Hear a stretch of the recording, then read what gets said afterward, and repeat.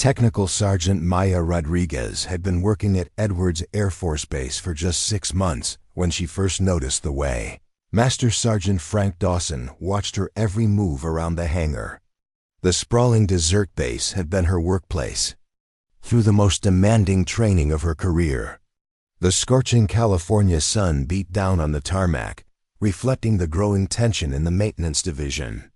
Before we jump back in, tell us where you're tuning in from, and if this story touches you, make sure you're subscribed, because tomorrow I've saved something extra special for you. Maya never sought attention. While other mechanics boasted loudly about their accomplishments in the crew room, filling break times with exaggerated stories and forced camaraderie, she quietly reviewed technical manuals, double-checked maintenance logs, and ensured every aircraft she touched performed flawlessly. Her service record was spotless, her performance consistently outstanding, but she possessed something that made certain superior NCOs uncomfortable: the quiet confidence of someone who knew aircraft systems better than those giving the orders. The first warning sign came during a routine maintenance briefing in the ready room.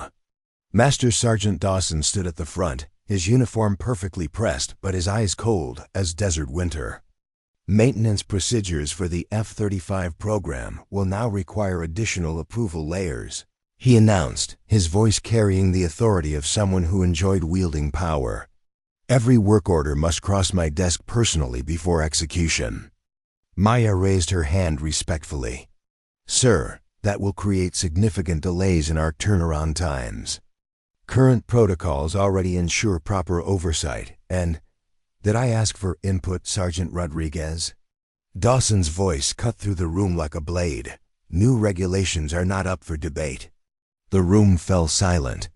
Maya nodded once, maintaining her composure despite the public dismissal, but she caught the uncomfortable glances exchanged between other mechanics. The way Staff Sergeant James Chun shifted uneasily in his seat.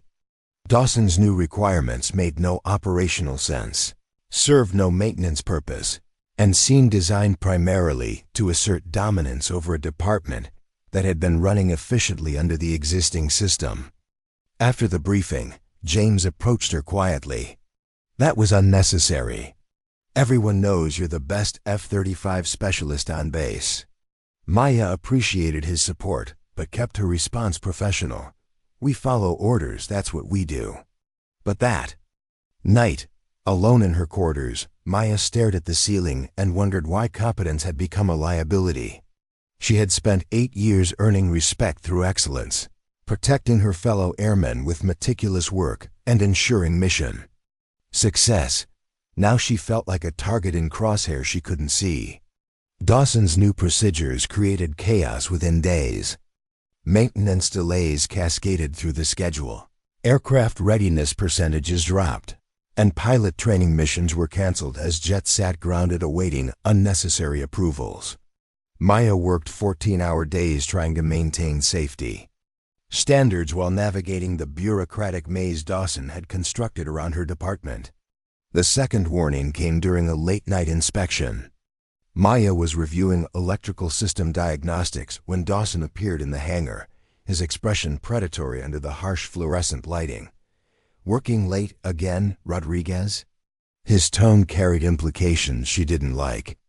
Ensuring flight readiness, sir.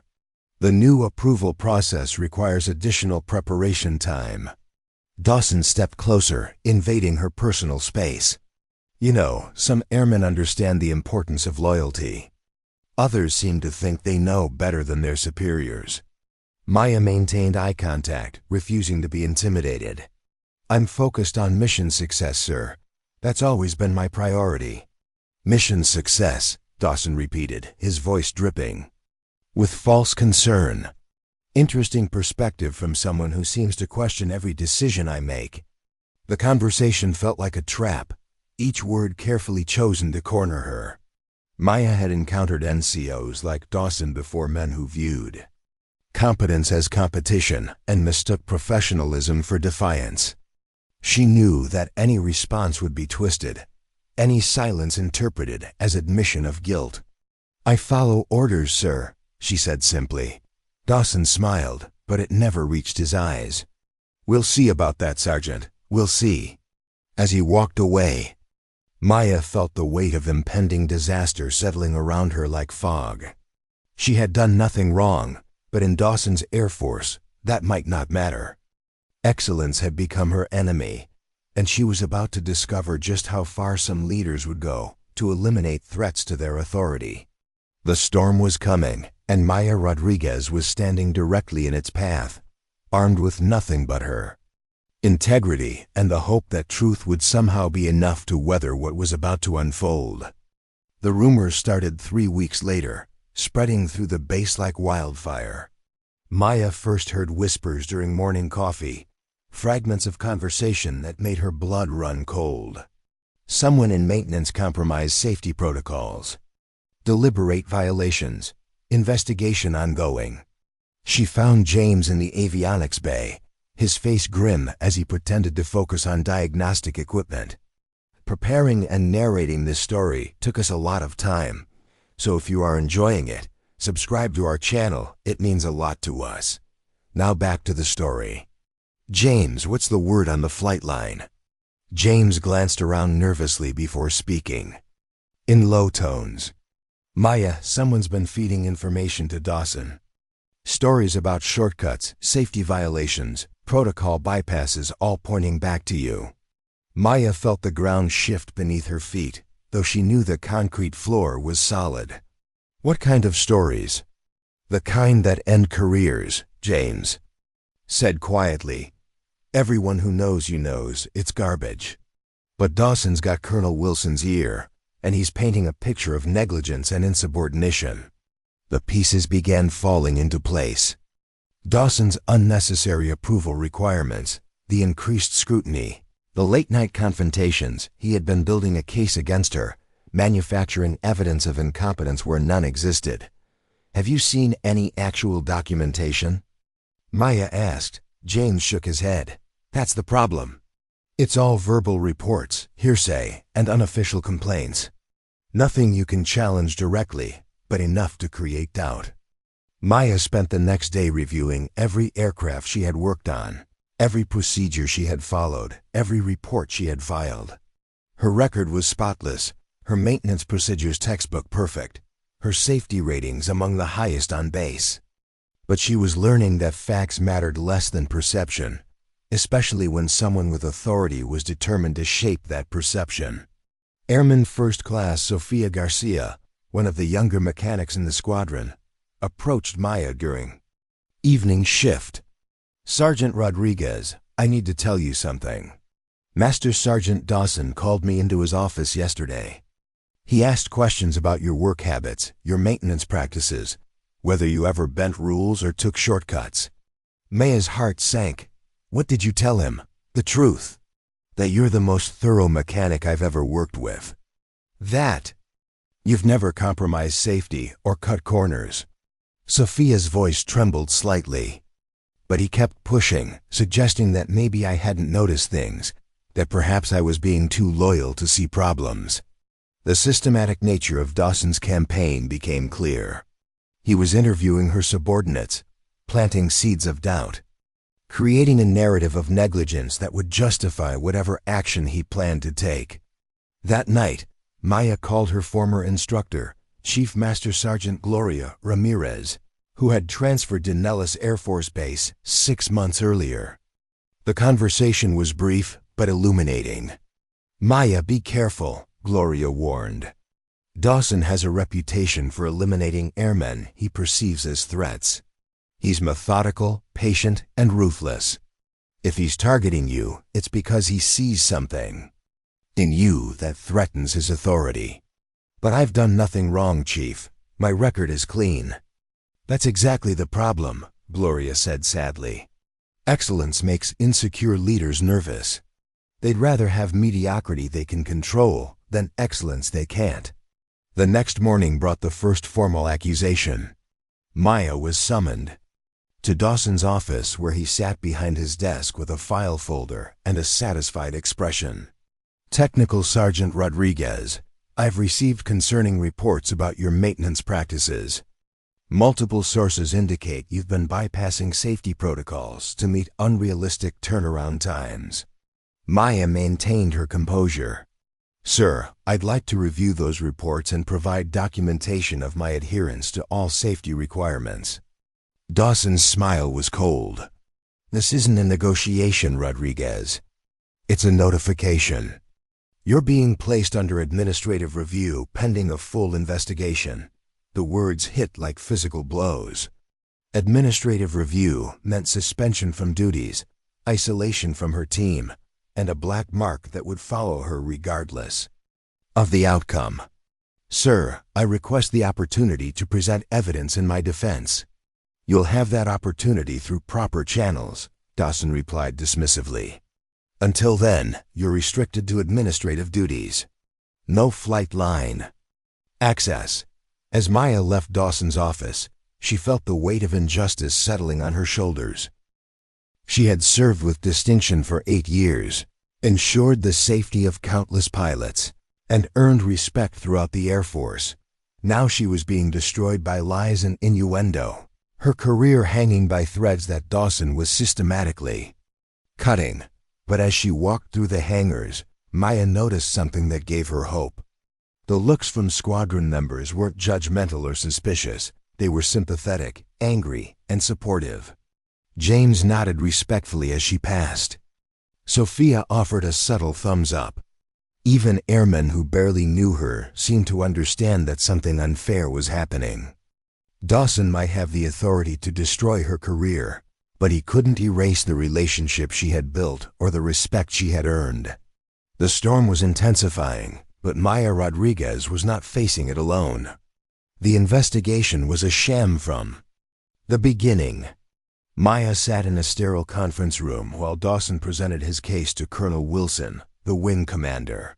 The evidence was circumstantial, the witnesses coached, and the conclusions predetermined.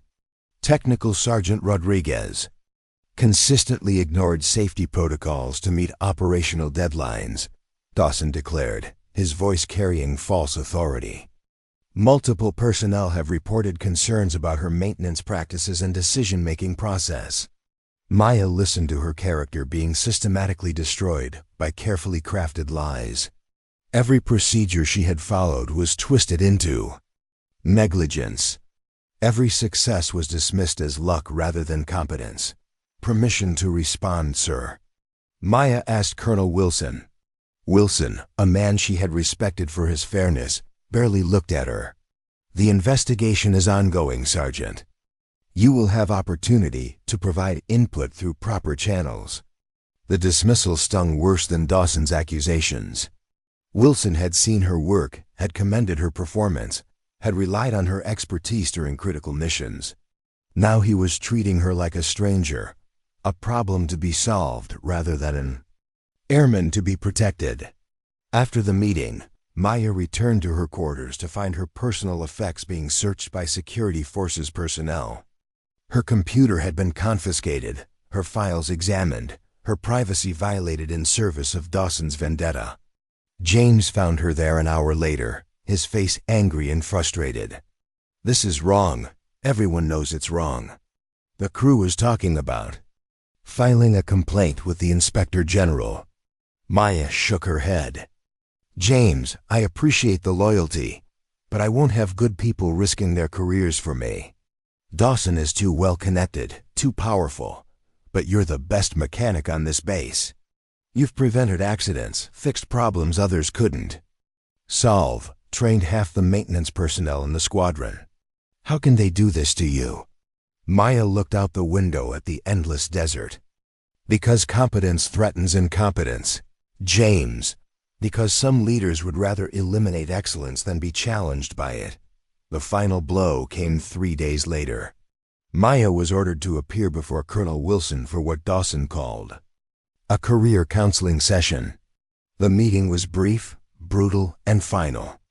Technical Sergeant Rodriguez, the investigation has revealed serious concerns about your fitness for duty, Wilson announced, his voice devoid of emotion. Effective immediately, you're being transferred to Minute Air Force Base in North Dakota. Maya felt the world tilt beneath her feet.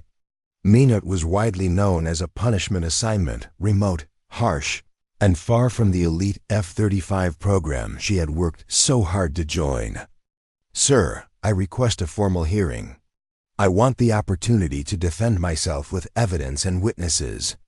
"That won't be necessary," Dawson injected smoothly. "The Air Force doesn't need the embarrassment of a public proceeding. Accept the transfer gracefully, and your service record will remain officially clean." The threat was clear: accept exile or face total destruction. Maya realized she was trapped in a system designed to protect leaders like Dawson while sacrificing airmen like herself. "When do I leave?" she asked quietly. "Tomorrow morning," Wilson replied. "Pack your personal effects. Transport will pick you up at 0600. That night, Maya sat in her quarters writing emails she would never send. Messages to junior airmen who deserved better leadership. Notes to colleagues who had trusted her judgment. Letters to a system that had failed to protect integrity while rewarding corruption. She thought about fighting back, about making noise, about refusing to go quietly. But she also thought about the young mechanics who looked up to her, the enlisted personnel who depended on her example, the principle she had sworn to uphold. Sometimes dignity meant accepting injustice with grace, maintaining honor even when honor wasn't rewarded. Sometimes the most powerful protest was refusing to let corruption change who you were. Maya Rodriguez would leave Edwards Air Force Base with her integrity intact, her conscience clear, and her head held high. Dawson had won this battle, but he hadn't broken her spirit. As she packed her single duffel bag, Maya didn't know that her quiet dignity was about to inspire something unprecedented in Air Force history. She didn't know that her walk across that tarmac would become a moment that defined the difference between authority and respect, between rank and leadership.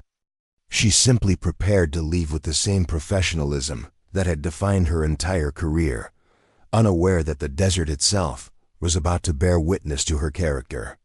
The morning of Maya's departure dawned clear and cold, with the desert chill still clinging to the air before the inevitable heat of the day. She dressed in her service uniform, every detail perfect despite the circumstances. Her beret sat precisely positioned, her ribbons aligned flawlessly, her bearing military straight despite the weight of injustice on her shoulders. Word had spread throughout the base during the night. Airmen lined the corridors as she walked toward the flight line, their faces grim with understanding. James stood at attention as she passed, his salute crisp and defiant. Sophia fought back tears, her hand trembling as she brought it to her brow. "They're making a mistake," whispered Airman Johnson, a young electronics specialist Maya had mentored. "Everyone knows they're making a mistake." Maya nodded once, maintaining her composure. "Take care of each other," she said simply. "That's what matters." On the flight line, the morning sun glinted off aircraft as she approached the transport vehicle that would carry her away from the only specialty she had known for 8 years. Behind her, she could hear the whispered conversations of squadron members who had gathered to witness her departure. Master Sergeant Dawson stood near the control tower, his expression satisfied as he watched his victory unfold. Colonel Wilson remained in his office, avoiding the scene he had allowed to happen.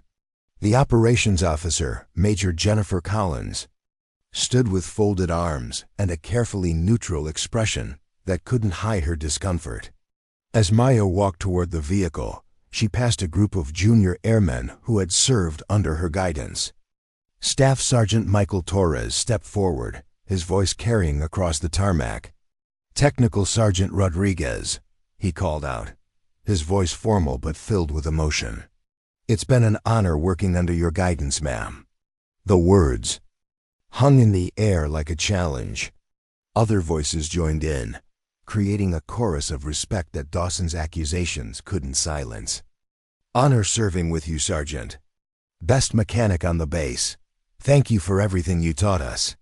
Maya felt her throat tighten, but she maintained her military bearing. She had been prepared for silence, for embarrassment, for the lonely walk of the disgraced. Instead, she was experiencing something unprecedented, a crew's refusal to accept injustice quietly. At the vehicle's edge, the driver, Senior Airman Thomas Garcia, helped her with her bag.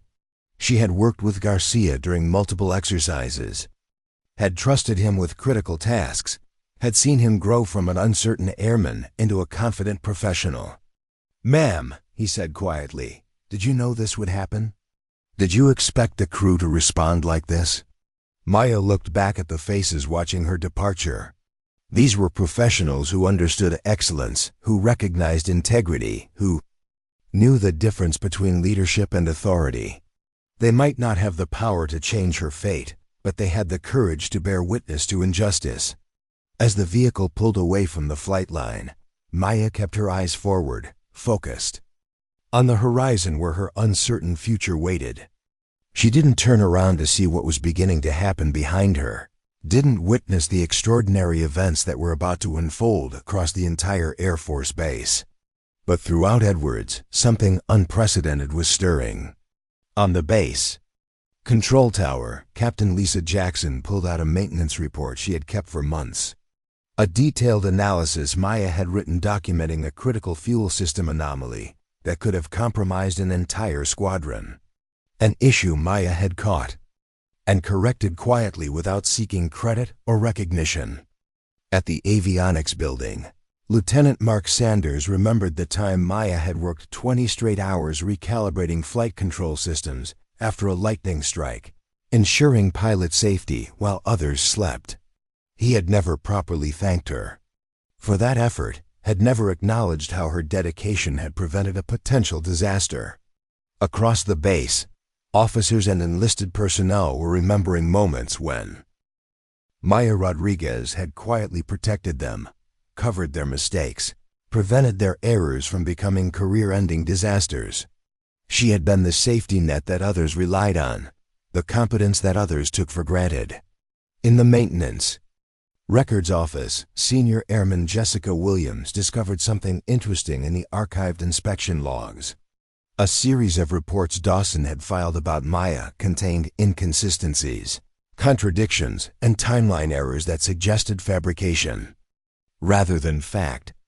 The truth was spreading through the base like wildfire, carried by secure communications and personal connections. Mechanics who had served with Maya were sharing stories, comparing notes, and reaching the same conclusion. One of the Air Force's finest technicians was being destroyed by lies and incompetence.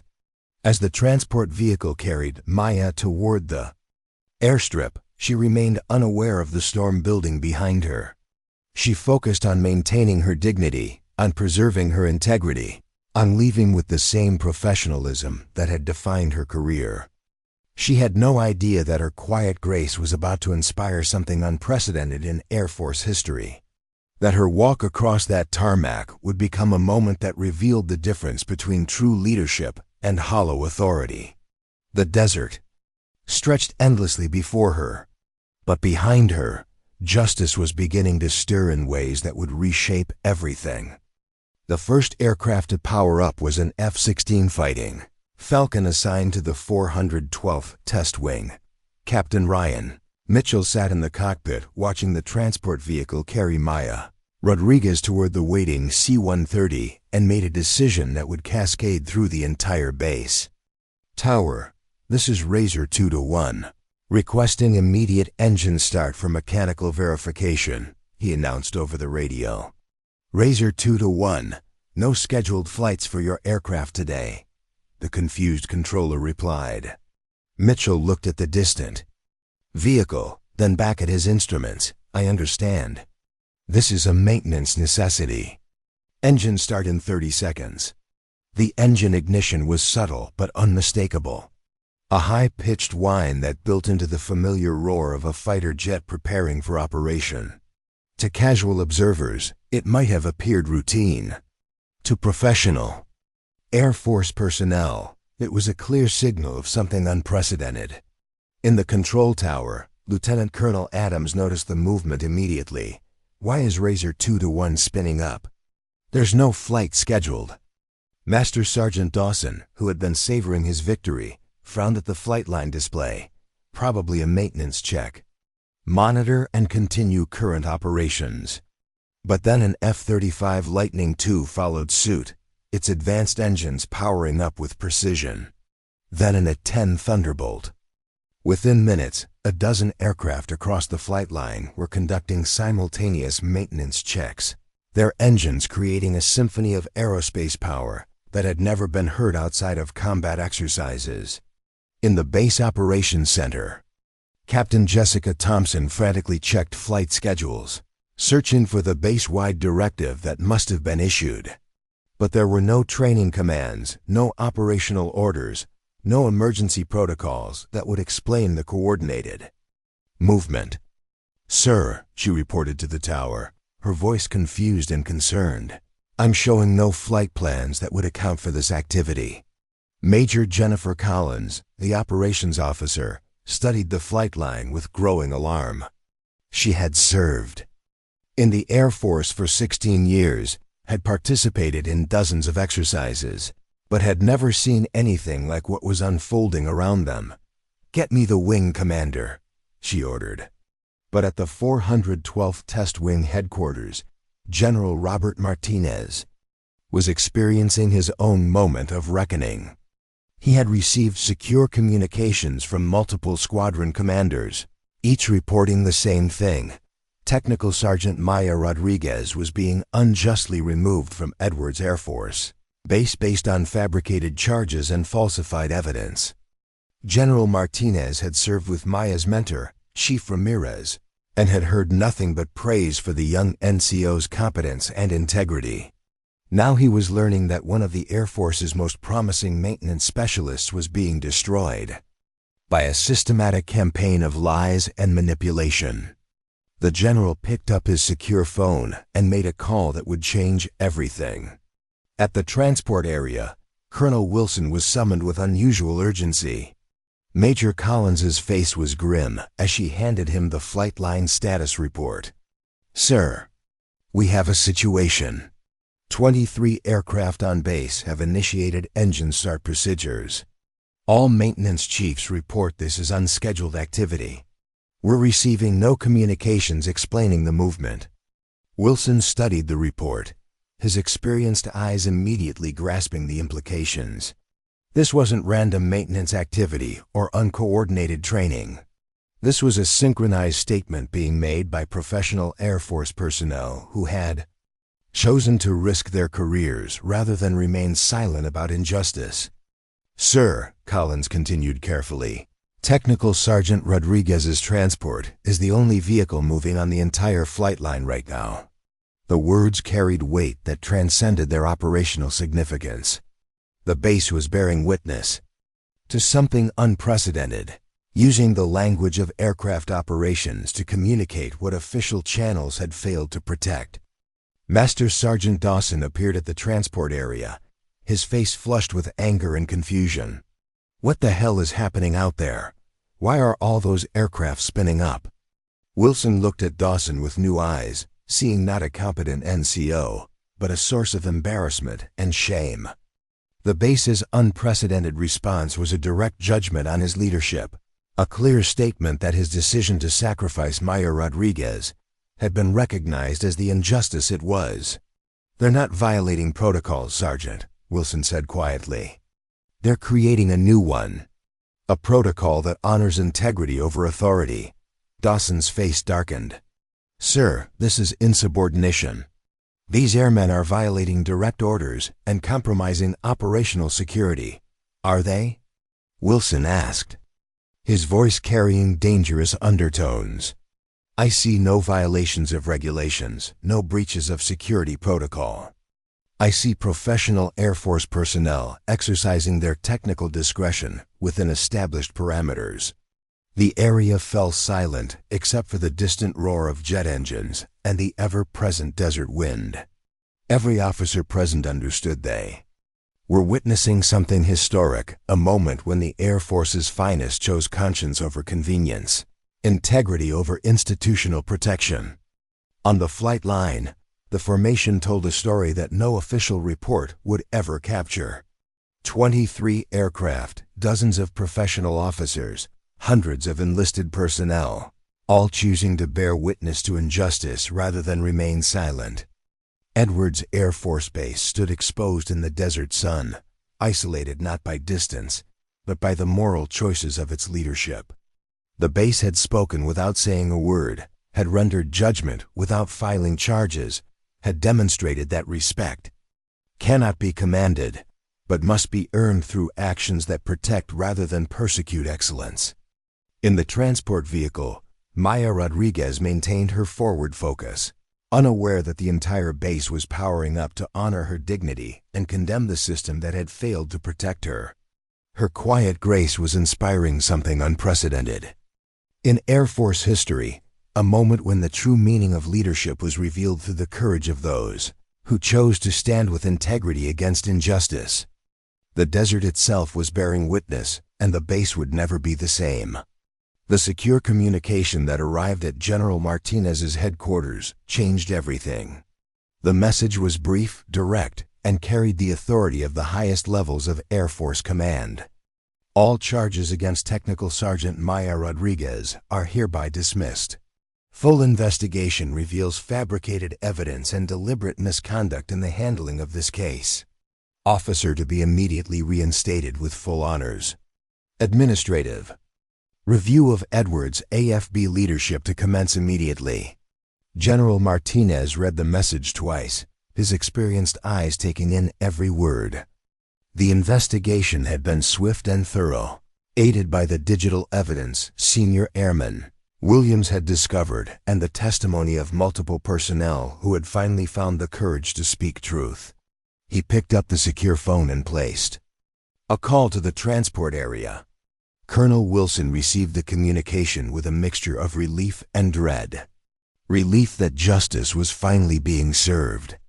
Dread at the implications for his own career and the careers of those who had enabled Dawson's vendetta. "Ground all operations," he ordered quietly. "Signal the base to secure aircraft. And stop that transport vehicle immediately." The massive base slowed its activities, aircraft engines powering down as the installation prepared for what would become one of the most significant moments in recent Air Force history.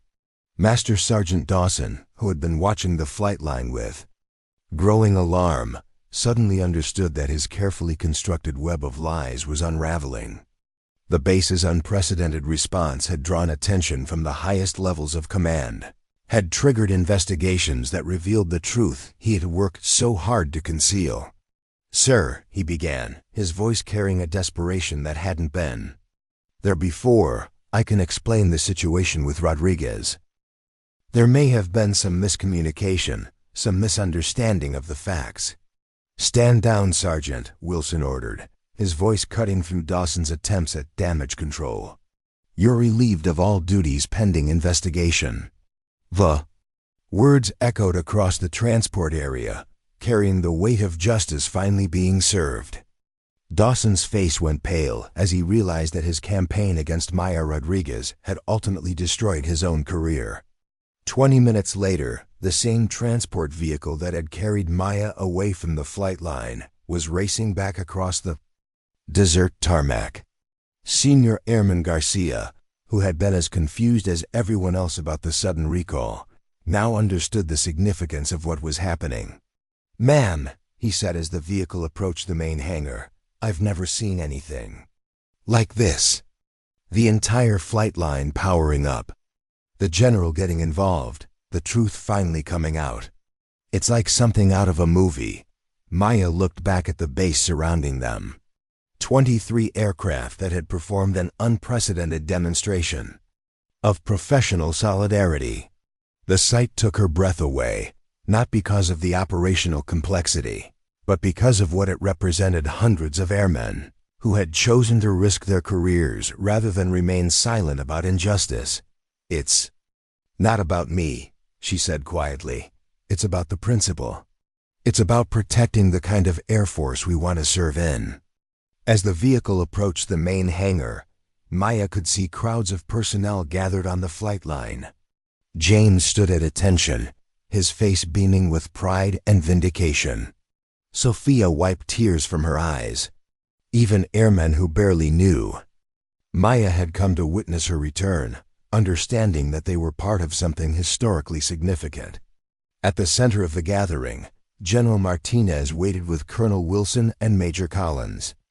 Dawson had been escorted to quarters under guard, his career over, his reputation destroyed by the lies he had used to attack others. When Maya stepped onto the flight line, the response was immediate and overwhelming. Airmen and officers who had been forced to remain silent during her persecution now found their voices, creating a chorus of respect and support that echoed across the base. "Welcome back, ma'am. Justice served. Best mechanic in the Air Force." Maya maintained her military bearing, but couldn't hide the emotion in her eyes. She had left this base in disgrace, branded as incompetent and dangerous. She was returning as a symbol of integrity, proof that truth eventually prevails, even when power tries to suppress it. General Martinez met her at the center of the gathering, his expression serious but respectful. "Technical Sergeant Rodriguez, the Air Force, owes you an apology. Your record has been completely cleared, and you're being offered immediate promotion to Master Sergeant, along with assignment as Superintendent of Maintenance for the 412th Test Wing." Maya stood at attention, processing the magnitude of what was being offered. Superintendent of Maintenance, a position of enormous responsibility and honor, a role that would put her on the fast track to becoming a Chief Master Sergeant. "Thank you, sir. I accept with honor." But the real victory wasn't in the promotion or the vindication. It was in the lesson that had been taught to every airman on the base. Competence matters more than politics. Integrity is more valuable than authority. And sometimes the most powerful protest is the quiet dignity of those who refuse to compromise their principles. As the sun set over the desert, the base began to resume normal operations.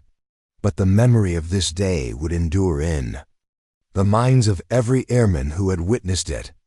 A reminder that the Air Force's greatest strength lies not in its aircraft or technology, but in the character of those who serve with honor.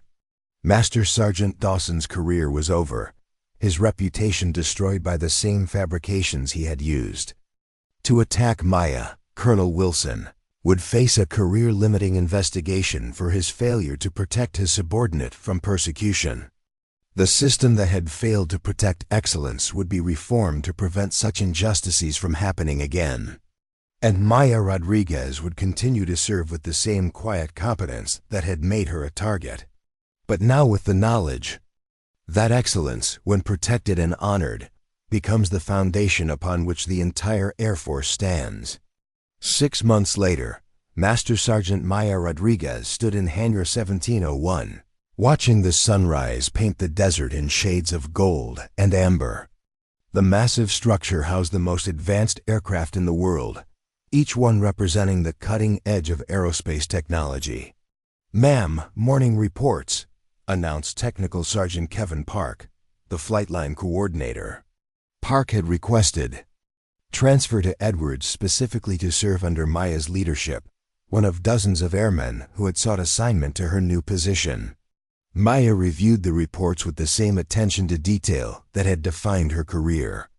Every aircraft status, every personnel update, every maintenance requirement received her careful consideration. But now her thoroughness was viewed as leadership rather than threat, competence rather than challenge. "Very well," she acknowledged. "Have the section chiefs report to the briefing room at 0800 for morning status." The transformation in Maya's professional life had been dramatic.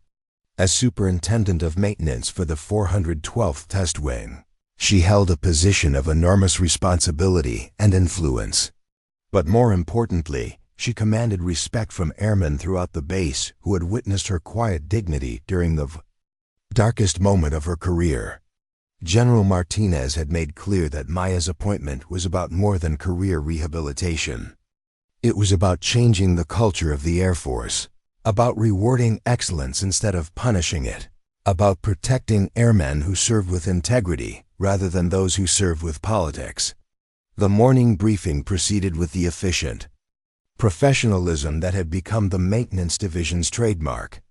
Section chiefs reported on readiness status, training schedules, and maintenance requirements. But underlying the routine business was something deeper, a shared commitment to the principles that Maya represented. Aircraft availability is at 94%, reported Senior Master Sergeant David Harris, the avionics supervisor. We're maintaining the highest readiness rate in the Air Force for F-35 operations. Outstanding, Maya acknowledged. That level of performance reflects the dedication of everyone involved. It was a small comment, but it represented a leadership philosophy that had transformed the base's culture. Maya recognized excellence, credited those who achieved it, and created an environment where competence was celebrated rather than feared.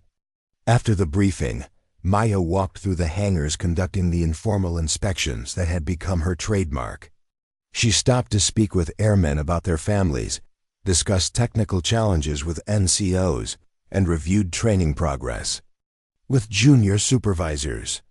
In the electronics shop, she found Senior Airman Jessica Williams, the same airman who had discovered the evidence that led to Dawson's downfall.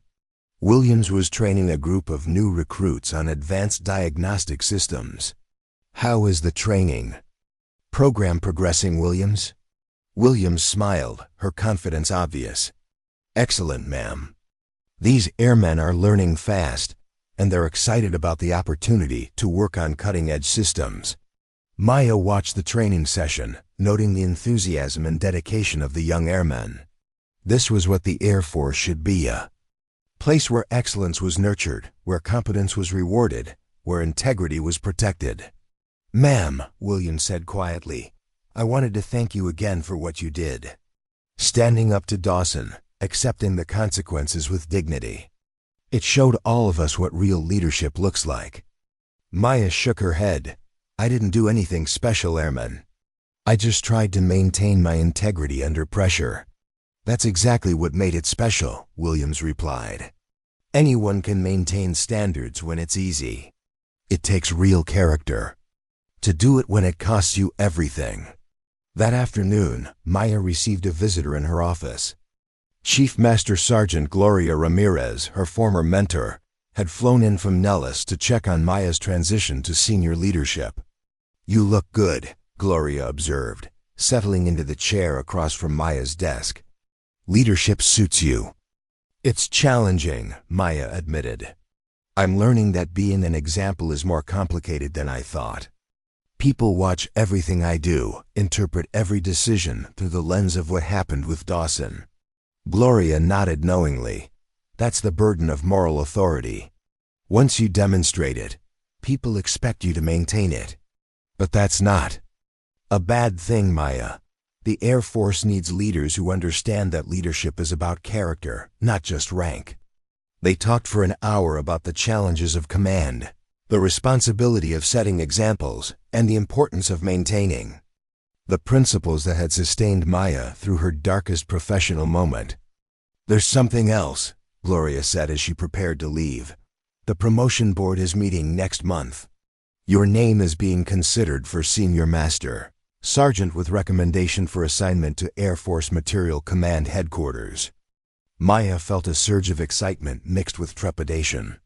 A headquarters position was the ultimate goal for any maintenance professional, the culmination of years of training and service. But it also meant leaving Edwards, leaving the crew that had become her professional family. "I'm honored by the consideration," she said carefully. "You've earned it," Gloria replied. "What happened with Dawson wasn't just about your personal vindication. It was about changing the culture of the Air Force, about proving that excellence can survive even when it's under attack." As Gloria left, Maya stood at her office window, looking out at the endless desert. The flight line was bustling with activity, aircraft being prepared for test flights that would push the boundaries of aerospace technology. She thought about the journey that had brought her here, the persecution, the betrayal, the moment when she thought her career was over, then the unprecedented response of the base. the investigation that revealed the truth, the vindication that had restored her reputation. But most importantly, she thought about the lesson that had been learned by everyone who witnessed those events. The Air Force was stronger when it protected excellence, when it rewarded integrity, when it chose character over convenience. Dawson's attempt to destroy her had ultimately strengthened the institution he had tried to corrupt. His downfall had become a cautionary tale, a reminder that the service's greatest strength lay not in its aircraft or technology, but in the character of those who served with honor. As the sun climbed higher over the desert, Maya Rodriguez prepared for whatever challenges lay ahead, secure in the knowledge that she had earned her position through competence rather than politics, integrity rather than compromise.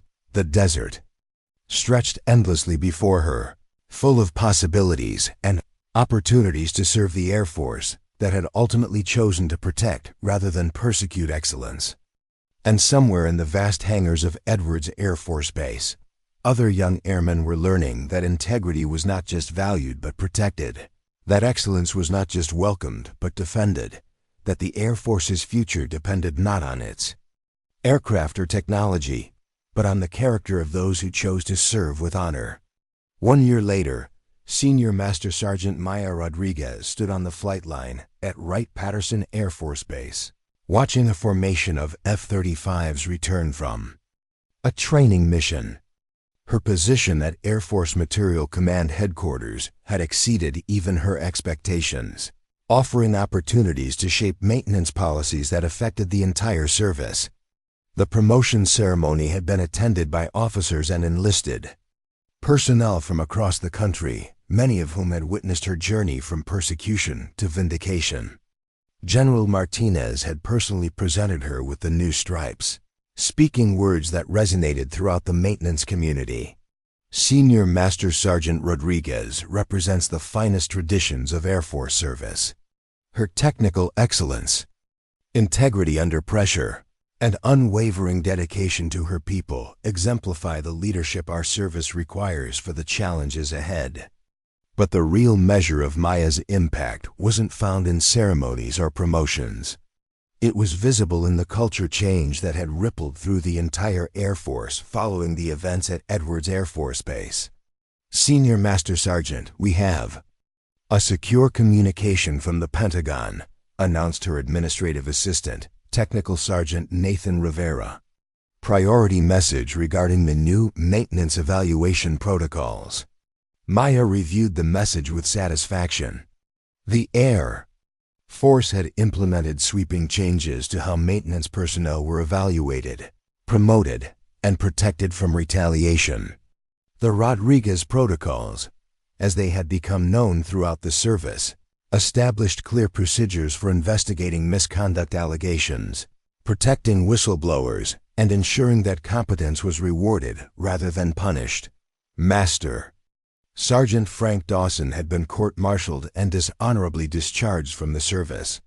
His systematic campaign against Maya had been revealed in detail during the proceedings, serving as a cautionary tale about the abuse of authority.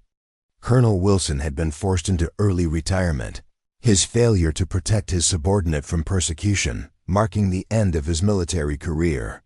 But more importantly, dozens of young airmen had been inspired by Maya's example to report misconduct, challenge unethical orders, and maintain their integrity even when it was difficult. The Air Force was becoming a place where excellence was protected rather than persecuted. "Ma'am," called Chief Master Sergeant Robert Taylor, who had followed Maya from Edwards to Wright-Patterson. "The new maintenance officers are reporting in. Shall I have them assemble for orientation?" Maya smiled, remembering her own early days as a young maintenance technician, uncertain and eager to prove herself. "Have them report to the conference room in 30 minutes, Chief. I want to meet each one personally." The group of second lieutenants who assembled in the conference room represented the Air Force's future. They were bright, eager, and committed to serving their country with honor. But Maya knew they would face challenges and temptations that could derail their careers if they weren't properly prepared. "Welcome to Air Force Material Command," she began, her voice carrying the authority of hard-won experience. "You're joining not just a headquarters staff, but a tradition of excellence that has been earned through the dedication and sacrifice of those who served before you." She looked at each young face, seeing herself as she had been years earlier, determined, idealistic, and perhaps naive about the challenges ahead. "I want to share something with you about integrity," she continued. "It's not just about following regulations or avoiding corruption. It's about having the courage to do what's right, even when it's difficult, even when it costs you personally, even when no one is watching." She told them about her journey, about the persecution she had faced, about the moment when her career seemed over. But more importantly, she told them about the lesson she had learned, that excellence protected and nurtured becomes the foundation upon which the entire Air Force stands. "There will be times when you'll be tempted to compromise, to take shortcuts, to remain silent when you should speak up," she said. "In those moments, remember that your integrity is more valuable than any promotion, more important than any assignment, more lasting than any temporary advantage." Staff Sergeant Sofia Garcia, who had served with Maya since their time together at Edwards and was now part of the headquarters staff, watched the orientation with pride. She had seen firsthand how Maya's leadership style transformed organizations, how her commitment to excellence inspired others to exceed their own expectations. After the orientation, Maya walked through the headquarters building, conducting the personal connections that had become her trademark. The Material Command Complex was a sprawling collection of facilities that oversaw the acquisition, maintenance, and logistics for the Air Force's global operations. But its true strength lay in its people, the professionals who managed its systems and executed its mission.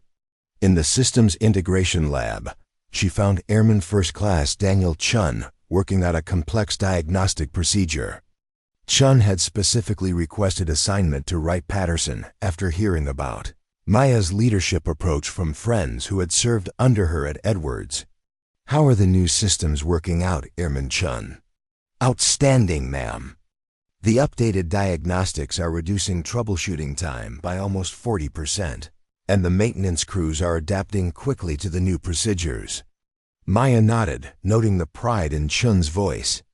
This was what the Air Force should be: professionals, taking ownership of their responsibilities, exceeding standards rather than merely meeting them, serving with pride rather than merely following orders.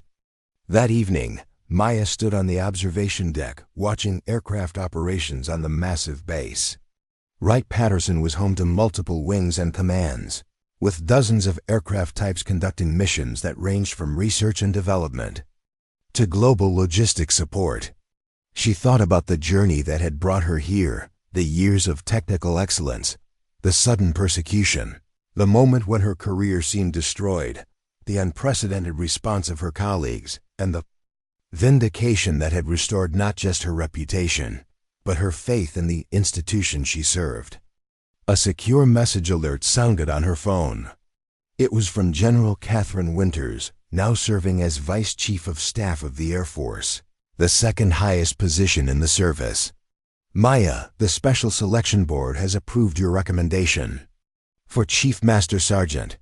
Congratulations on a well-deserved promotion. The Air Force needs leaders who understand that our greatest strength lies not in our technology, but in our character." Maya read the message twice, overwhelmed by the magnitude of what was being offered. Chief Master Sergeant, the highest enlisted rank, the opportunity to shape Air Force policy, the chance to influence the culture of the entire service.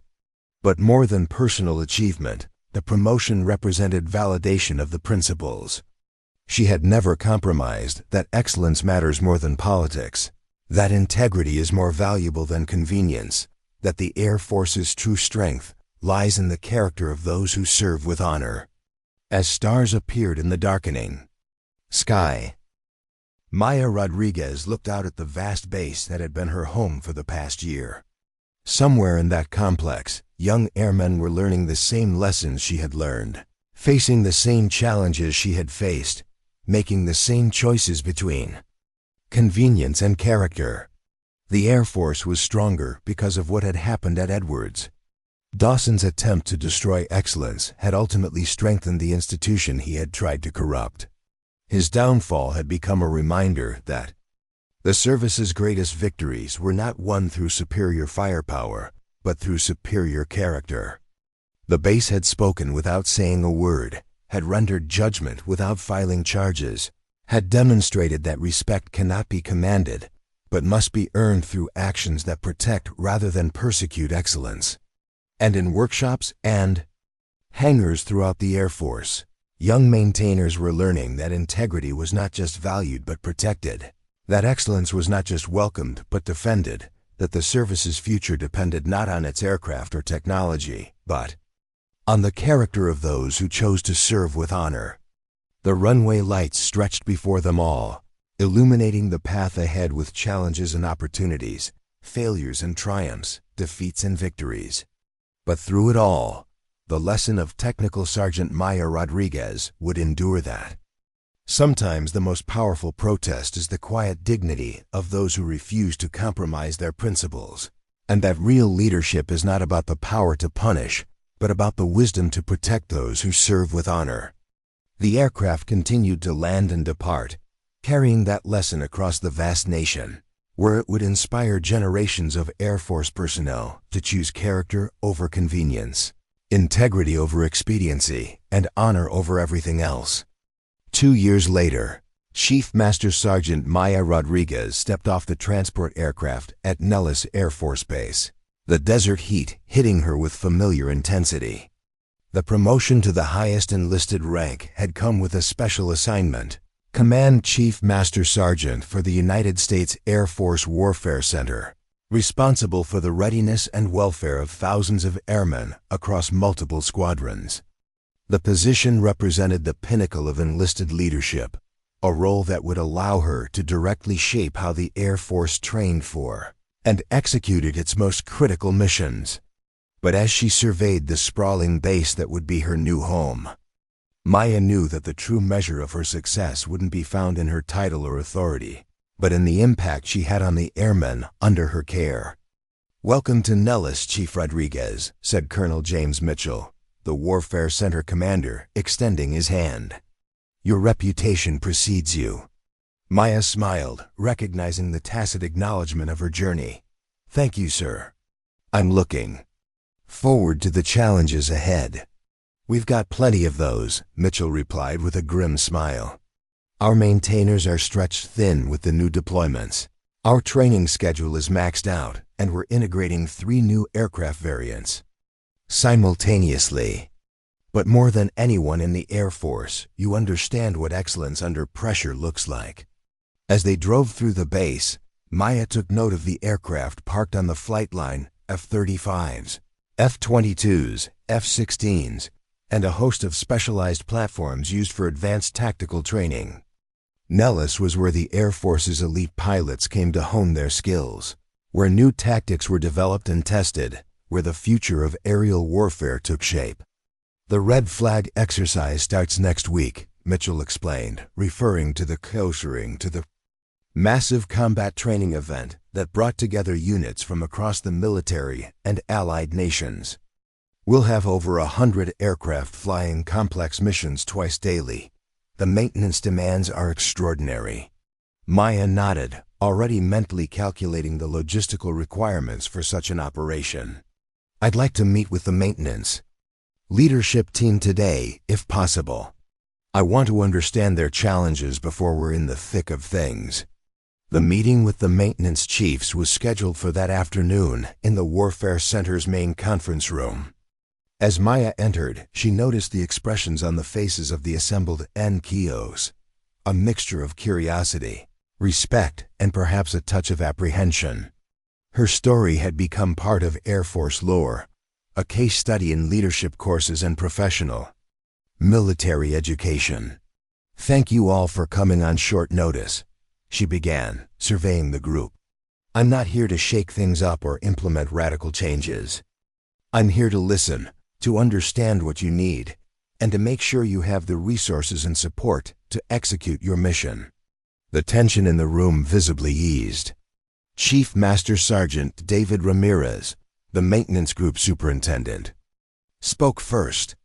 "Chief, we're facing some significant challenges with the red flag exercise. We've got 18 different units bringing aircraft, each with their own maintenance requirements and procedures. Coordination has been challenging." Maya listened as each chief outlined their specific concerns: parts shortages, personnel limitations, training gaps, and the ever-present pressure to maintain operational tempo without compromising safety. The issues were complex, but not unfamiliar. "I understand these challenges," she said when they had finished. "I've faced many of them myself.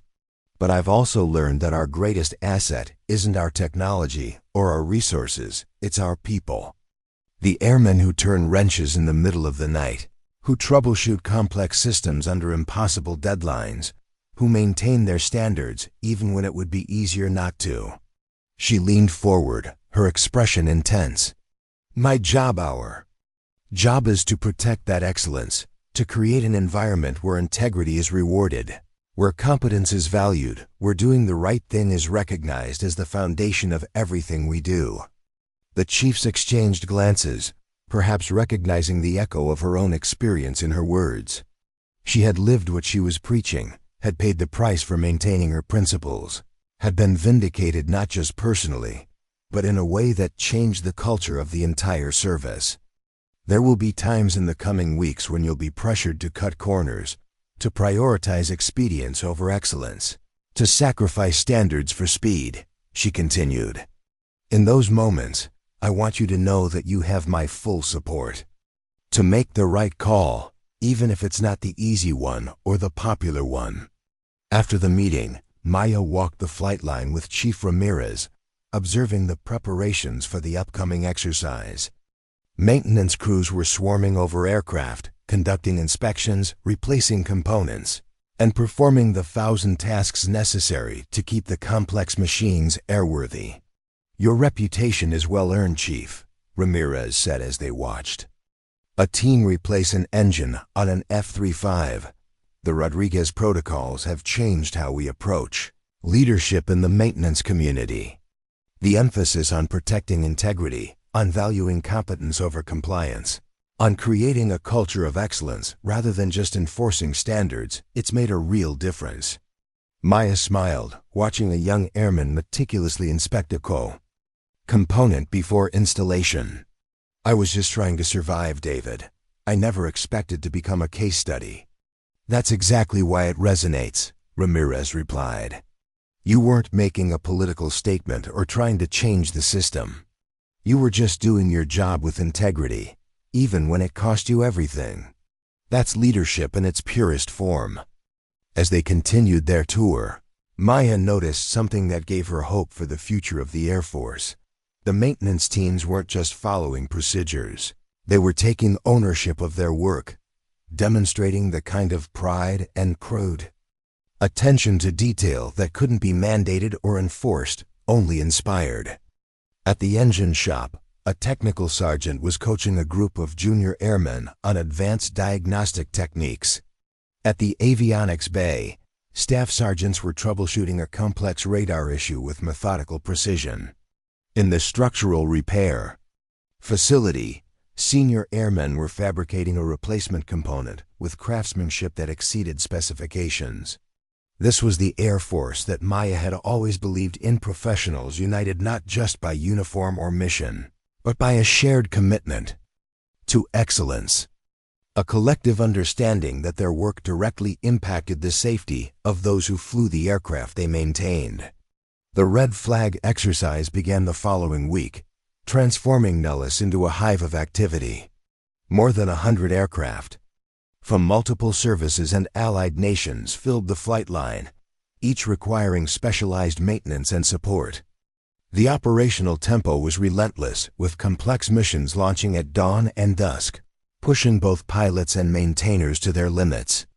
Maya established a routine of visiting each maintenance unit during their shifts, not to inspect or critique, but to listen and support. She learned about their specific challenges, recognized their innovations, and ensured they had what they needed to maintain their standards under pressure. On the third day of the exercise, a critical situation arose. That tested the principles she had established. An F-22 Raptor from the 1st Fighter Wing was scheduled for a morning mission when a maintenance team discovered a potential issue with its flight control system, a subtle anomaly that didn't trigger warning indicators but raised concerns among the experienced technicians. The mission was high priority, with senior observers from multiple commands scheduled to evaluate the performance. The pressure to clear the aircraft was intense, with calls from the operations center questioning the delay. Technical Sergeant Marcus Wilson, the team chief who had identified the issue, brought his concerns directly to Maya. "Chief, I know this is creating problems for the exercise timeline, but something doesn't feel right with this aircraft. The control responses are within limits, but they're not consistent with historical performance. I can't definitively prove there's a problem, but my experience tells me we shouldn't fly until we understand what's happening." Maya didn't hesitate.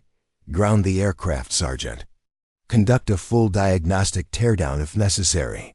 I'll handle the operational fallout." The decision created immediate waves.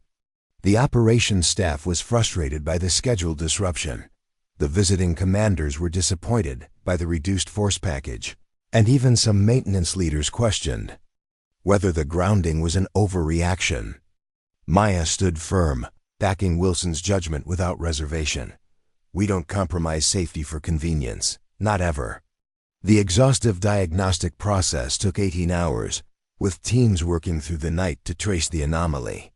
In the early morning hours, they found it a microscopic fracture in a control actuator that would have likely resulted in catastrophic failure during the high-G maneuvers planned for that day's mission. When the finding was announced, the mood on base shifted dramatically. What had been seen as an inconvenient delay was now recognized as a potentially life-saving decision. The pilot who would have flown the aircraft personally thanked the maintenance team, and the operational commanders acknowledged that the grounding had been not just justified, but essential. At the next morning's staff meeting, Colonel Mitchell addressed the incident directly. "Yesterday, we witnessed what real maintenance leadership looks like," he said, nodding toward Maya. Chief Rodriguez backed a technical sergeant's judgment. Against considerable pressure, prioritizing safety over convenience, excellence over expedience. That decision likely saved an aircraft and a pilot. He paused, making eye contact with each leader in the room. "That's the standard we maintain here, not just when it's easy, but especially when it's hard. That's the culture we're building, where expertise is respected, where integrity is protected, where excellence is the only acceptable standard." The remainder of the exercise proceeded with a renewed focus on maintenance quality. The operational tempo remained high, but there was a noticeable shift in how maintenance concerns were addressed, with respect rather than resistance, with appreciation rather than annoyance. On the final day of Red Flag, as the last aircraft returned to base, Maya stood on the flight line watching the sunset paint the desert in shades of orange and purple. The 2 weeks had been exhausting but exhilarating, a testament to what was possible when leadership aligned with values. Colonel Mitchell joined her, his expression thoughtful. "You've made quite an impact in a short time, Chief." Maya shook her head. "I didn't do anything special, sir. I just supported our people in doing what they already knew was right." "That's exactly what made it special," Mitchell replied.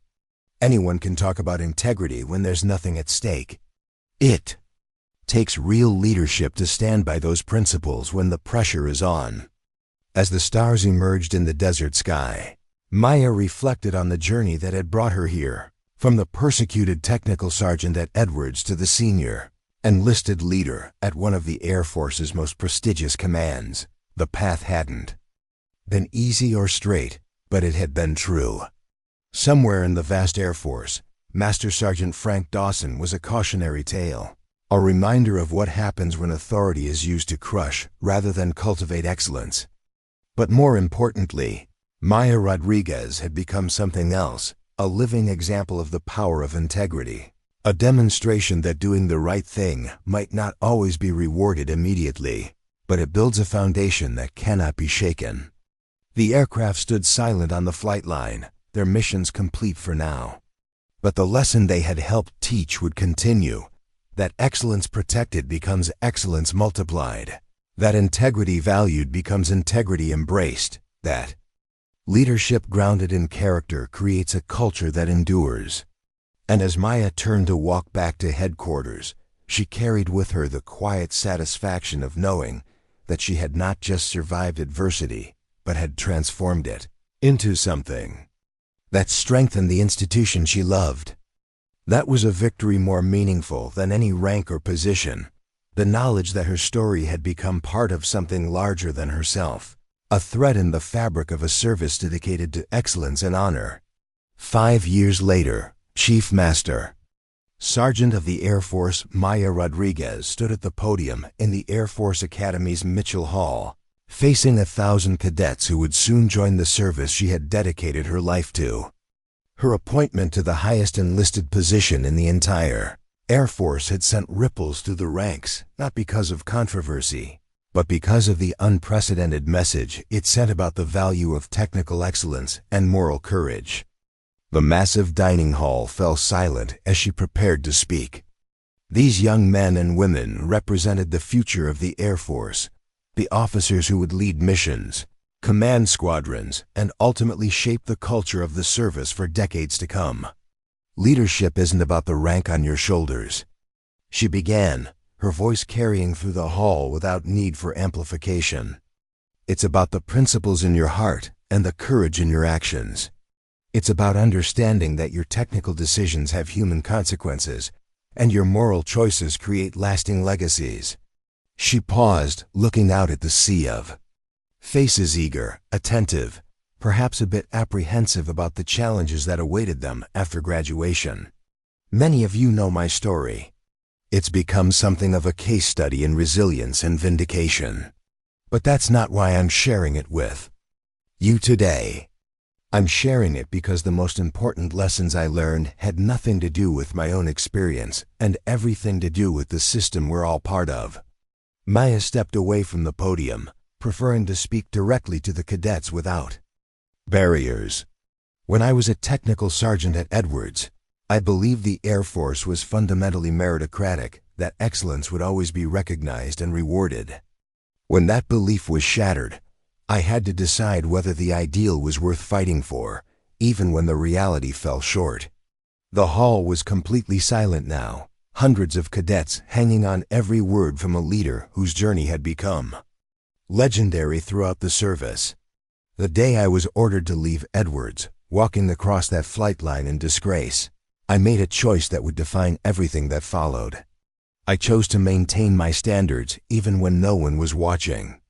To embody the values of the Air Force, even when the Air Force itself seemed to have abandoned them. To believe that integrity matters, especially when it costs you everything. She moved along the front of the dais, making eye contact with cadets in the front row. What I couldn't have known then was that dozens of maintenance professionals were making their own choices to stand for truth even when it was risky, to bear witness to injustice rather than look away, to demonstrate through action rather than words what the Air Force should be. Maya's voice grew more passionate as she continued. The aircraft that started their engines that day weren't just machines. They were statements of principle. The maintenance chiefs who documented the truth weren't just filing reports. They were defending the foundation of our service. And when justice finally prevailed, it wasn't just my vindication, it was the vindication of the idea that excellence and integrity must be protected at all costs. She returned to the podium, her expression serious. Some of you will face similar moments in your careers, crossroads where the easy path and the right path diverge. In those moments, remember that your decisions ripple far beyond yourself. They shape the culture of your units, the effectiveness of your missions, and the character of our Air Force. As officers, you'll have authority over the airmen in your command. That authority is a sacred trust, not a personal privilege. How you exercise it, whether you use it to elevate excellence or to eliminate threats to your ego, will define your legacy as leaders. Maya shared specific examples from her tenure as Chief Master Sergeant of the Air Force, the sweeping reforms she had implemented to protect technical expertise, the mentorship programs she had established to develop ethical leadership, the accountability system she had created to ensure that no airman faced persecution for maintaining standards. These changes weren't about protecting people like me, she explained. They were about protecting the idea that our Air Force is stronger. When we value competence over compliance, integrity over image, and truth over convenience. As she concluded her address, Maya left the cadets with a challenge that echoed her own journey. Your technical expertise will enable our missions. Your tactical decisions will shape our battles. But your moral courage will define our service. Choose wisely, lead honorably, and remember that the aircraft and systems you command are only as strong as the integrity of those who operate and maintain them. The standing ovation that followed wasn't just a courtesy to her position. It was recognition of a leader who had transformed personal adversity into institutional advancement, who had used her own painful experience to create a better Air Force for everyone who served. After the address, Maya met with a select group of cadets who had expressed interest in maintenance leadership, a specialty that had gained newfound prestige in the years since her story became widely known.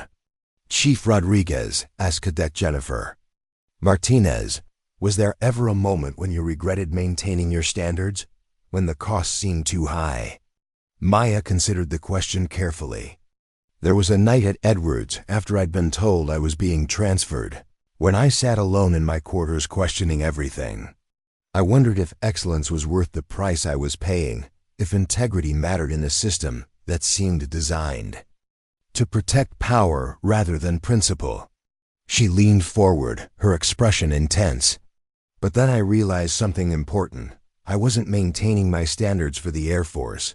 I was maintaining them for myself, for the airmen who trusted me, for the pilots whose lives depended on the aircraft I certified. The institution might have temporarily lost its way, but that didn't change my responsibility to the mission and the people. The cadets nodded, perhaps recognizing the universal truth in her words, that integrity isn't conditional on recognition or reward, but a constant commitment to doing what's right regardless of consequences. Later that day, Maya toured the Academy's maintenance facilities, where cadets received hands-on training with aircraft systems. The experience was both familiar and surreal, the smell of hydraulic fluid and jet fuel bringing back memories of her early days turning wrenches on the flight line, while the deference shown to her position reminded her how far she had come. In the engine shop, she noticed a young female cadet meticulously documenting a maintenance procedure while her teammates moved on to the next task. "Taking your time with that form, cadet?" Maya asked, approaching her workstation. The cadet snapped to attention. "Yes, Chief Master Sergeant of the Air Force. I know it's slowing us down, but I found a discrepancy between the technical order and the actual component configuration. I wanted to document it properly before proceeding." Maya smiled, recognizing the echo of her own approach years earlier. "What's your name, Cadet?" "Cadet 3rd Class Sarah Williams, ma'am." "Well, Cadet Williams, that attention to detail might not win you any speed competitions, but it's exactly what keeps our aircraft flying and our pilots safe. Never compromise it, even when pressured." As Maya continued her tour, the Academy Superintendent, Lieutenant General Michael Chun, shared an observation that captured the essence of her impact. "You know, Chief, applications for maintenance officer positions have increased 300% since your appointment. Young people see in you a different kind of leadership, one based on technical mastery and moral courage, rather than political calculation. You've transformed how the entire service views the maintenance career field. Maya nodded thoughtfully. That might be the most important legacy of what happened at Edwards. Not my personal journey, but the recognition that the highest levels of leadership should be accessible to those who excel at the technical foundations of our mission, not just those who excel at managing perceptions.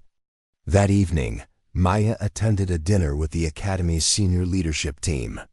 The conversation inevitably turned to the challenges facing the modern Air Force, the integration of artificial intelligence into maintenance diagnostics, the increasing complexity of aircraft systems, the evolving threats in contested environments. "What concerns me most," said Colonel James Harper, the Dean of Faculty, "is how we maintain the human judgment element as systems become more automated. Technical expertise is still essential, even as the nature of that expertise evolves." Maya agreed. That's why the Rodriguez protocols emphasize the protection of professional judgment. The maintenance technician who senses something wrong, even when all indicators show normal, that intuition is irreplaceable. It comes from experience, from hands-on mastery, from understanding systems at a level deeper than any manual can capture. The conversation continued well into the evening, with Maya sharing insights from her decades of experience, from the flight line to the Pentagon, from technical sergeant to the highest enlisted position in the service. But throughout, she maintained the perspective that had defined her career, that excellence in the fundamentals, integrity in decisions, and courage in adversity were the true foundations of effective leadership. The following morning, as Maya prepared to depart for her next engagement, she received a message that brought her journey full circle. The Air Force Secretary had approved the establishment of the Rodriguez Center for Maintenance Excellence at Edwards Air Force Base, a training facility dedicated to developing the technical mastery and ethical leadership she had exemplified. The center would stand on the exact spot where, years earlier, she had walked in disgrace across the flight line, watching her career seemingly end while maintaining the dignity that would ultimately define her legacy. As her aircraft took off from the Academy airfield, Maya gazed down at the sprawling campus where future Air Force leaders were being shaped. She thought about the cadets she had met, the questions they had asked, the aspirations they had shared. They would face challenges she couldn't imagine, make decisions in contexts she wouldn't experience, lead through transformations she wouldn't see. But if they carried with them the lessons she had tried to impart, that technical excellence is the foundation of mission success, that moral courage is the cornerstone of effective leadership, that integrity matters most when it's tested most severely, then the Air Force would remain in capable hands. The journey from persecuted technical sergeant to Chief Master Sergeant of the Air Force had been improbable, unprecedented, and ultimately transformative, not just for Maya Rodriguez, but for the institution she had always believed in, even when it failed to believe in her. As the Academy faded from view and her aircraft climbed toward the next destination, Maya reflected on the true nature of resilience, not just the ability to withstand adversity, but the capacity to transform it into something that benefits others. Her personal vindication had been satisfying, but the systemic changes that followed had been meaningful. The culture shift that elevated technical expertise had been significant, but the renewed emphasis on moral courage had been essential. And somewhere at Edwards Air Force Base, where her ordeal had begun, a new generation of maintenance professionals would train in a center that bore her name, not because she had suffered injustice, but because she had maintained her standards through that suffering. Not because she had been persecuted, but because she had refused to let persecution change her commitment to excellence. The aircraft leveled off at cruising altitude, its engines humming with the precision that comes from meticulous maintenance and exacting standards. Maya smiled at the symbolism. Her career had been turbulent during the climb, but had found its purpose and power at the higher elevation, where perspective transforms experience into wisdom. 6 months later, Chief Master Sergeant of the Air Force Maya Rodriguez stood in a hangar at Edwards Air Force Base, surrounded by dignitaries, officers, and enlisted personnel gathered for the dedication of the Rodriguez Center for Maintenance Excellence. The massive facility gleamed with state-of-the-art training equipment, advanced simulation systems, and collaborative spaces designed to develop both technical mastery and ethical leadership. General Catherine Winters, now serving as Air Force Chief of Staff, addressed the assembled crowd with remarks that captured the significance of the moment. "This center represents more than a training facility," she declared. "It embodies a commitment to the foundational principle that technical excellence and moral courage are inseparable components of effective Air Force leadership." Chief Rodriguez didn't just survive adversity, she transformed it into a catalyst for institutional improvement that will benefit generations of airmen.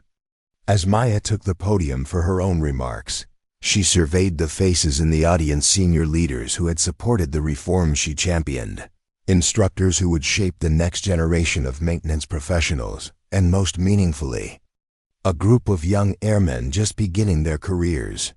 "This center stands on ground that holds personal significance for me," she began, her voice steady and strong. "Years ago, I walked across this very spot believing my Air Force career was over, a victim of a system that temporarily lost sight of its own values.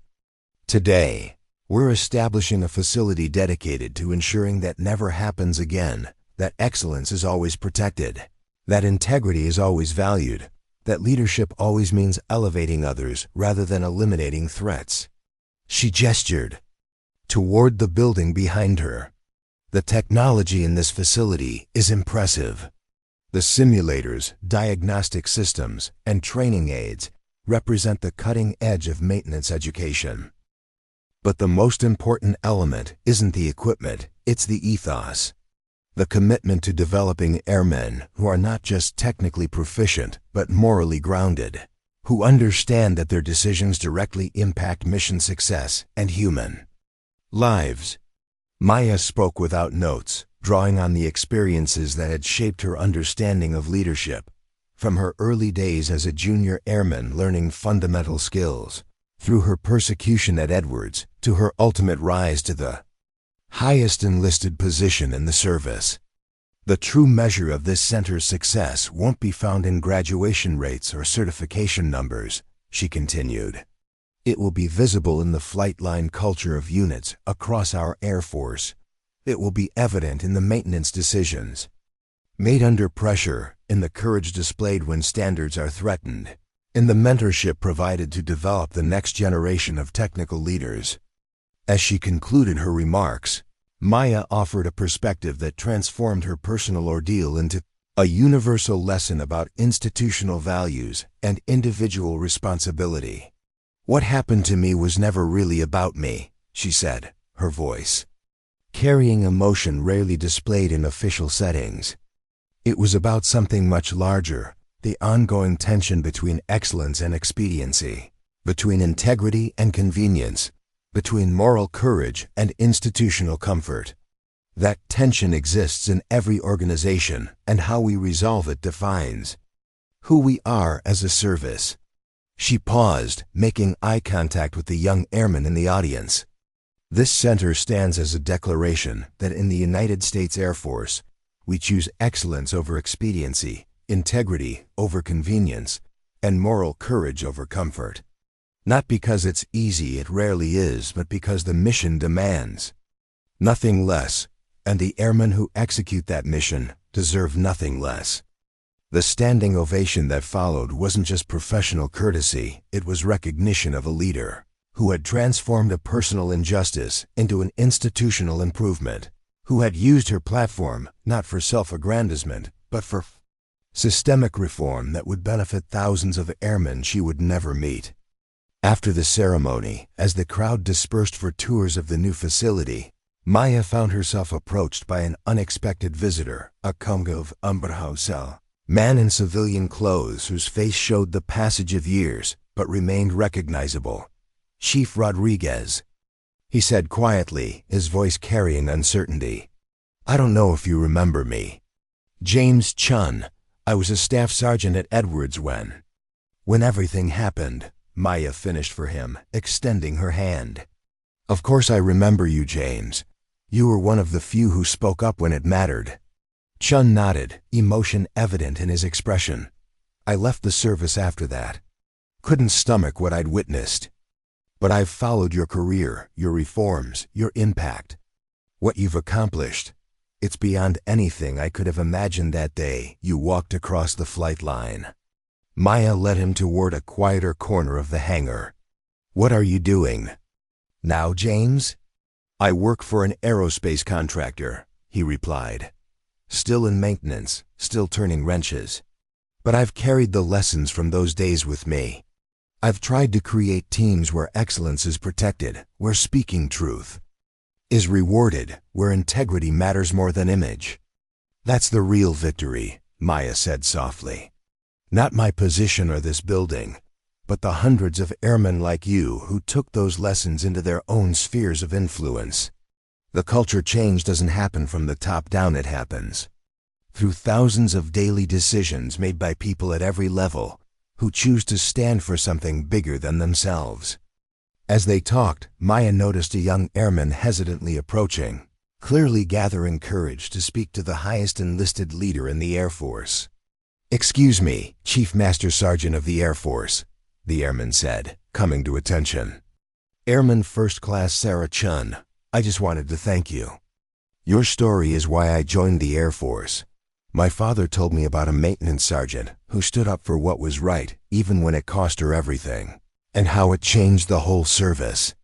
Maya looked from the airman to James, seeing the connection instantly. Your father? James nodded, pride evident in his expression. My daughter. She insisted on joining despite my initial reservations. Said she wanted to be part of the Air Force you helped create. The moment crystallized everything Maya had worked for, the generational impact of standing for principle, the ripple effects of moral courage, the legacy that transcended rank and position to touch lives she would never know about. Later, that evening, as the official events concluded, Maya took a solitary walk across the flight line where her ordeal had begun and her vindication had unfolded. The desert air carried the familiar sense of jet fuel and hydraulic fluid, the sounds of distant aircraft performing final operations before nightfall. She stopped at the exact spot where, years earlier, she had maintained her dignity while walking toward what seemed like the end of her career. The memory was still vivid, the weight of injustice on her shoulders, the quiet support of colleagues who risked their own standing to acknowledge her excellence. The unprecedented response of aircraft engines starting in solidarity. From that lowest moment had come her greatest impact, not because she had sought vindication or retribution, but because she had maintained her standards when it would have been easier to compromise. Because she had demonstrated through action, rather than words, what leadership truly means. As the stars emerged in the desert sky, Maya Rodriguez thought about the journey that had brought her full circle from persecuted sergeant to the highest enlisted position, from victim of the system to architect of its reform, from individual maintaining personal integrity to leader transforming institutional culture. The true victory hadn't been in her promotion or position. It hadn't even been in the vindication that cleared her name and restored her career. It had been in the thousands of airmen who found in her story the courage to maintain their own standards, who learned that excellence is worth protecting even when it's inconvenient, who understood that the technical foundations of air power are inseparable from the moral foundations of leadership. The Rodriguez Center behind her would train generations of maintenance professionals, equipping them with the technical skills and ethical framework to make decisions that directly impacted mission success and human lives. But the greater legacy would continue to unfold in flight lines and hangars across the globe, where airmen who had never met her would make choices based on the culture she had helped create, a culture where excellence was protected rather than persecuted, where integrity was valued rather than viewed with suspicion, where moral courage was recognized as the true foundation of effective leadership. As Maya turned to walk back toward the center that bore her name, She carried with her the quiet satisfaction of knowing that her story had become something larger than herself, thread in the fabric of a service dedicated to excellence in the air through integrity on the ground. And somewhere in that vast Air Force, a young maintenance technician would face a moment of decision, whether to take a shortcut or maintain a standard, whether to remain silent or speak truth, whether to accept mediocrity or demand excellence. In that moment, the legacy of Maya Rodriguez would live on, not in buildings or programs, but in the courage to choose integrity even when it's difficult, especially when it's costly, always when it matters most.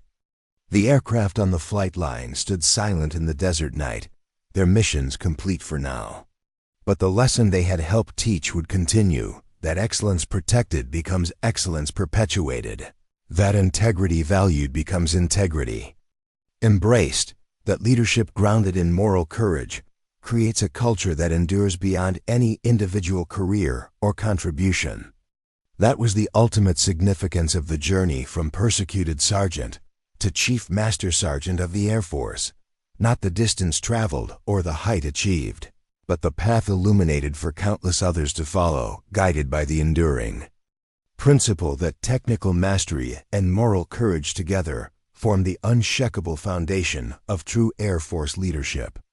If you enjoyed this story, don't forget to hit the subscribe button and become a part of our Everyday Heroes community. Where are you watching from? Drop a comment below. We love hearing from our amazing viewers around the world.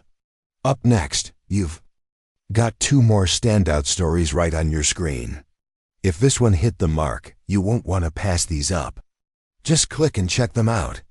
And don't forget to subscribe and turn on the notification bell so you don't miss any upload from U.S.